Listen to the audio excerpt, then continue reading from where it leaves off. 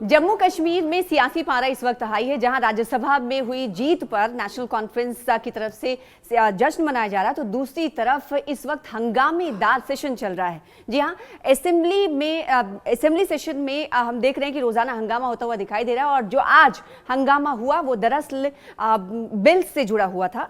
आज 41 private member bill पेश किए जाने थे, जिसमें से 8 के हवाले से जानकारी मिली कि 8 पेश किया गया, जिसमें से 6 को वापस ले लिया गया और एक पर एक ऐसा बिल रहा जिस पर सिर्फ और सिर्फ 2 वोट पड़े। वो बिल कौन सा था? वो बिल था पीडीपी का। पीडीपी की तरफ से जो विधायक हैं वहीदुर रहमान पर्रा, उनकी तरफ से ये बिल पेश किया गया, यानी पूरी पीडीपी की तरफ से ये बिल पेश किया गया था। और इस बिल का नाम है लैंड रेगुलराइजेशन बिल, यानी ये उन लोगों के लिए मालिकाना हुकूक की बात करता है जो काफी वक्त से उस जमीन पर बतौर मालिक रह रहे हैं, लेकिन उनके पास कोई कानूनी कागजात नहीं है। तो ये बिल जब रेगुलराइज हो जाता है तो उन्हें मालिकाना हक इन जमीनों का, इन जायदाद का मिल सकता है अगर रेगुलराइज हो जाता तो। लेकिन हैरानकुन बात ये रही कि पीडीपी के इस बिल को सिर्फ और सिर्फ 2 वोट मिले, और 2 वोट मिलने के बाद ये कहा जा सकता है या ये पूरी तरीके से खारिज हो गया। आपको बताएं कि उमर अब्दुल्ला सरकार को आड़े हाथों पर पीडीपी विधायक यहां पर दिखाई दिए, और इसके अलावा किस तरह से आरोप प्रत्यारोप यानी जवाब और जवाबी इल्जामात का दौरा रहा, वो भी तस्वीर पूरी तरीके से बताएंगे, दिखाएंगे। और इसके अलावा लैंड जिहाद की बात किसकी तरफ से कही गई, सोशल मीडिया एक्स पर पोस्ट करते हुए महबूबा मुफ्ती ने क्या कुछ कहा इस बिल के खारिज हो जाने के बाद, और बीजेपी की क्या कुछ राय और रिमार्क्स इस पर आए हैं, पूरी कहानी बताएंगे आज के इस हंगामेदार सेशन के हवाले से और इस बिल के हवाले से। बने रहिए हमारे साथ इस वीडियो के जरिए। आदाब, इस्तकबाल है आपका, आप देख रहे हैं सोशल मीडिया प्लेटफॉर्म, मैं हूं आपके साथ सना वारिस। तो आज असेंबली सेशन में काफी हंगामा देखने को मिला, ना सिर्फ असेंबली सेशन के अंदर बल्कि असेंबली के बाहर भी हमने देखा कि श्रीनगर में प्रोटेस्टर्स बैठे हुए थे। ये प्रोटेस्टर्स डेली वेजर्स थे। कल भी हमने देखा था कि जम्मू में एहतजाज किया जा रहा था, डेली वेजर्स मुलाजमीन की तरफ से वक्तन फवक्तन एहतजाज किया जाता है, और एक बार फिर से उनकी तरफ से एहतजाज में शिद्दत इख्तियार की जा रही है। और आज सड़कों से 12 साल तक वो सड़कों पर प्रोटेस्ट कर रहे थे, और आज उन्होंने असेंबली के सामने का स्थान चुना और वहां पर ये अग्निशमन विभाग के एस्पिरेंट्स थे जो एहतजाज करते हुए पहुंच गए थे, यानी फायर एंड इमरजेंसी सर्विसेज के एस्पिरेंट्स थे। इन्होंने कहा कि इनसे जो वादा किया गया था उमर सरकार की तरफ से कि अगर वो चुनाव जीत जाते हैं तो उनके जो मसाइल हैं उनको हल करेंगे, तो ये लोग प्रोटेस्ट कर रहे थे। तो दूसरी तरफ गर्मा गर्मी असेंबली के अंदर भी देखी गई, क्योंकि जब सेशन चल रहा था तो विधायक वहीदुर रहमान पर्रा की तरफ से लैंड रेगुलराइजेशन बिल पेश किया गया, और इस बिल के पेश करने के बाद हमने देखा कि सिर्फ और सिर्फ महज 2 वोट पड़े, और 2 वोट पड़ने के वक्त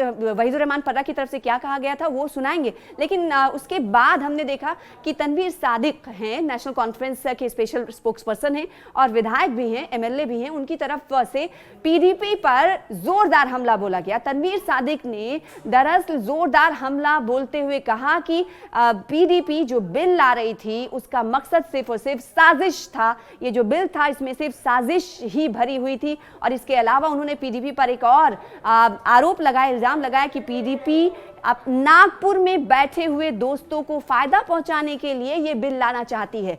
अब आपको बताएं कि तनवीर सादिक ने ये बात क्यों कही, और वहीदुर रहमान पर्रा ने असेंबली में जो बात कही थी उनका बयान भी आपको सुनाएंगे। सबसे पहले सुनिए तनवीर सादिक ने इस नागपुर वाले बयान के साथ साथ और बातें क्या कुछ कही हैं, और फिर उसके बाद सुनाएंगे आपको वहीदुर रहमान पर्रा का बयान असेंबली सेशन के दौरान वाली। इस तरह से आज की प्रोसीडिंग्स को देखते हैं, हालांकि जो उम्मीदें थी लेजिस्लेटर्स की कि उनकी बिल्स जो है उस पर डिस्कशन होगा, लेकिन 6 ऐसी बिल्स थी जिनको विड्रॉ किया गया और 2 ऐसी बिल्स थी जिनको वोटिंग में मुस्तरद कर दिया। जब गवर्नमेंट खुद प्रपोज करती है कि वो बिल अडॉप्ट करेंगे और उससे बेहतर तरीके से उसको पेश करेंगे, जिस तरह हमारी बिल थी, अल्ताफ कुल्लू साहब की बिल थी, बहुत सारी ऐसी बिल थी जो गवर्नमेंट ने कहा कि हम उस पर खुद अच्छे से लाकर इसको इम्प्लीमेंट कराएंगे। तो अच्छी बात यही है कि हमने वो विड्रॉ की। विड्रॉ इसलिए नहीं की क्योंकि हमारी बिल खराब थी, इसलिए की क्योंकि गवर्नमेंट के पास वसाइल ज्यादा हैं, उनके डिपार्टमेंट्स बेटर हैं, वो इसको अच्छे तरह से पेश करती है, और इसी को ही समझ के हमने उसको विड्रॉ किया। पीडीपी की जो बिल थी वो गलत बिल थी,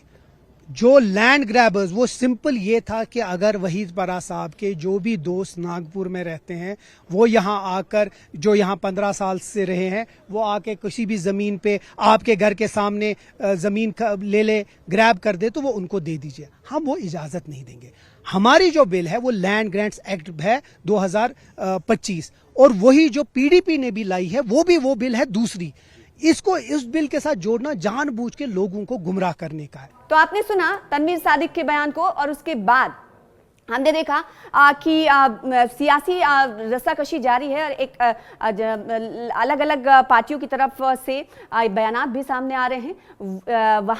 वहीं हमने देखा कि पीडीपी की जो सदर है महबूबा मुफ्ती, उन्होंने भी वहीदुर रहमान पर्रा की तरफ से जब बिल पेश किया गया था और बिल के खारिज हो जाने के बाद सोशल मीडिया एक्स का सहारा लिया, उन्होंने कहा कि ये अफसोसनाक है, ये बहुत ही हैरानकुन है हमारे लिए, क्योंकि हमसे ये वादा किया गया था, फारूक अब्दुल्ला साहब की तरफ से ये वादा किया गया था कि राज्यसभा में उनको अगर हम हिमायत देते हैं, यानी पीडीपी अगर हिमायत देती है तो उन्हें जब वो बिल पेश करेंगे असेंबली सेशन में तो उनको हिमायत मिलेगी। तो ऐसे में कहा जा सकता है कि उन्होंने कहा कि हमारे साथ धोखा हुआ है एक तरीके से, और हमने जो अवामी मुद्दा उठाया था उसका कहीं ना कहीं साथ नहीं दिया है नेशनल कॉन्फ्रेंस ने, और कहीं ना कहीं ये बीजेपी की बोली बोल रही है नेशनल कॉन्फ्रेंस सरकार। इसका एग्जाम्पल महबूबा मुफ्ती ने अपने पोस्ट में देते हुए इस तरह कहा कि बीजेपी ने इस लैंड रेगुलराइजेशन बिल को लैंड जिहाद बिल कहा था, तो कहीं ना कहीं आज एनसी सरकार की तरफ से इस लैंड जिहाद बिल को बीजेपी की तरफ से कहे जाने पर मोहर लगा दी गई है।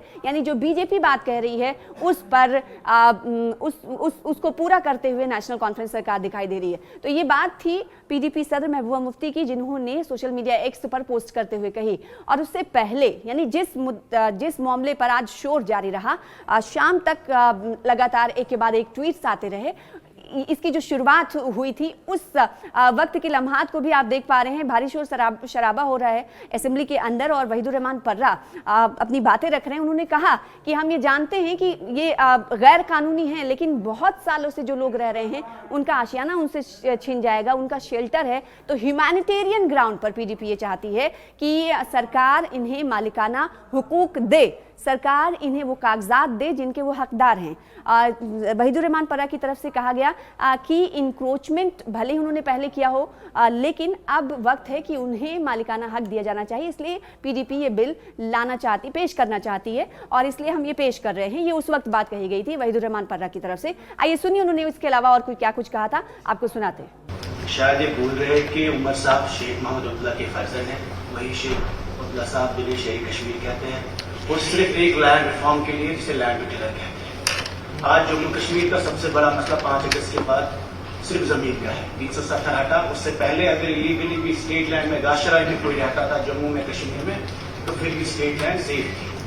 कहीं ना कहीं the state land which is the people's land has been turn to non state, मतलब जो अब स्टेट है यहाँ है नहीं, तो उस पर कब्जा कोई भी करे, बाहर से अलॉटमेंट होती है, हमें अपने घरों से निकालते। इस वक्त प्रधानमंत्री की तरफ से पीएमएवाई में स्कीम जो उमर साहब अभी मेंशन कर रहे थे, आप लैंड टू लैंडलेस को दे रहे हैं सर, हाउस टू होमलेस को दे रहे हैं। जिसके पास जमीन नहीं उसको आप जमीन दे रहे हैं, और जिसके पास मकान नहीं उसको भी आप मकान दे रहे हैं, जिस पे बीजेपी बहुत तारीफें करती है। लेकिन जिसके पास घर है और जमीन है उसको घर से निकालेंगे। तो वहीदुर रहमान पर्रा के बयान को आपने सुना, जो बातें उन्होंने रखी थी असेंबली सेशन में, और उसके बाद इस बात को सुनते हुए उमर अब्दुल्ला का क्या रिएक्शन था असेंबली के अंदर, वो भी आपको दिखाएंगे और सुनाएंगे। उमर अब्दुल्ला ने कहा कि क्या पीडीपी ये चाहती है कि जो बाहरी लोग हैं उन्हें हम, और गैर कानूनी तौर पर जो कब्जाधारी हैं, जिन्होंने गैर कानूनी तौर पर कब्जा कर रखा है, उन्हें हम मालिकाना हुकूक दे दें, गैर कानूनी चीज़ों को हम बढ़ावा दें। उमर अब्दुल्ला ने कहा कि ऐसा हरगिज़ मुमकिन नहीं। हाँ, इतना ये ज़रूर है कि सरकार जो बेज़मीन लोग हैं, जो हकदार लोग हैं, उन को ज़रूर ज़मीन देगी, उन के हवाले से जरूर पॉलिसी जो बनी हुई है उस पर अमल दरामद करेगी। लेकिन पीडीपी जो कह रही है उस पर हम नहीं चल सकते, उस पर हरी झंडी हम नहीं दिखा सकते। और उमर अब्दुल्ला ने यह भी कहा कि पीडीपी इस वक्त शेर कश्मीर का नाम इस्तेमाल करना चाहती है, और हमारा जो मुद्दा था उसे ओन करना चाहती है, उसे हड़पना चाहती है। उमर अब्दुल्ला ने कहा कि ऐसा हरगिज़ नहीं हो सकता कि हम गैर कानूनी चीज़ों को बढ़ावा दे और गैर कानूनी कब्जाधारी जो है, जो इन्होंने इंक्रोचमेंट कर रखा है, जो बाहरी लोग हैं या फिर बाहरी नहीं भी हैं लेकिन ये इंक्रोचर्स हैं, तो उन्हें हम कैसे इजाज़त दे सकते हैं कि ये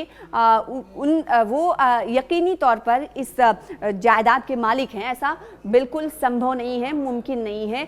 ऐसी बात कहते हुए उमर अब्दुल्ला नजर आए। कहा जनाब आप एक फ्लड गेट खोलोगे, आपने मेरे रिश्तेदारों की बात की, कहा कि मेरे रिश्तेदारों के पास भी बुलडोजर आए।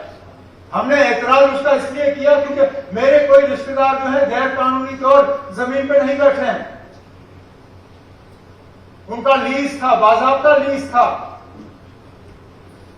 उस लीज को वायलेट हमने नहीं किया, लेकिन चलिए सियासत के बुनियाद पर उनको लाके बुलडोजर वहां चला दिया गया। लेकिन उन्हें बचाने के लिए भी मैं इस तरह का बिल नहीं लाऊंगा ना। जो बिल गलत है वो गलत है। तो यहां किसी के रिश्तेदारों की बात नहीं है, किसी के मजहब की बात नहीं है। आप मजहब लाते हो, इलाका लाते हो, सियासत लाते हो, फिर इंसाफ जो है आप खिड़की से बाहर फेंकते हो। परेशान हम सब है, लेकिन परेशानी का इलाज ये नहीं है कि जो लोग गैर कानूनी तौर किसी जमीन पर बैठे हो आप उनको मालिकाना हक दें। लैंड टू द लैंडलेस, बिल्कुल हम 5 मरला जमीन उनको दे देंगे, जिनके पास घर नहीं है हम दे देंगे।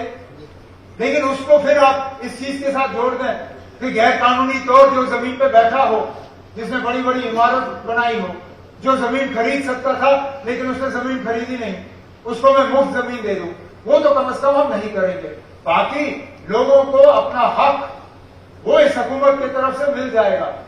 तो आज का दिन काफी हंगामा खेज रहा और कल तक के लिए कार्रवाई को मुलतवी कर दिया गया है। कल फिर से आपको बताएं कि जो बाकी प्राइवेट मेंबर्स बिल हैं उन्हें पेश किया जाएगा और कहीं ना कहीं इस दौरान उमर अब्दुल्ला सरकार पर भारतीय जनता पार्टी के बी टीम होने के लगातार उन पर आरोप लगते रहे, इल्जामात लगते रहे हैं। तो एक बार फिर से आज इल्ज़ाम लगा, क्योंकि पीडीपी की सदर महबूबा मुफ्ती ने सीधे तौर पर कहा कि आज जो बात लैंड जिहाद बिल का कहकर भारतीय जनता पार्टी तर्क करते हुए आई है लैंड रेगुलराइजेशन बिल को लेकर, वो कहीं ना कहीं पूरी करते हुए नेशनल कॉन्फ्रेंस सरकार दिखाई दे रही है। तो ऐसे में बीजेपी में और नेशनल कॉन्फ्रेंस में कोई फर्क नहीं है, दोनों एक दूसरे के साथ साठगांठ रखे हुए हैं। तो इस बात पर जब नेशनल कॉन्फ्रेंस से सवाल किया जाता तो नेशनल कॉन्फ्रेंस ये कहती है कि सारे जड़ों की, सारे मसाइल की, सारे परेशानियों की जड़ जो है पीडीपी है। जब उन्होंने 2014 के दौरान 2013 और 14 के दौरान उन्होंने हुकूमत बीजेपी के साथ मिलकर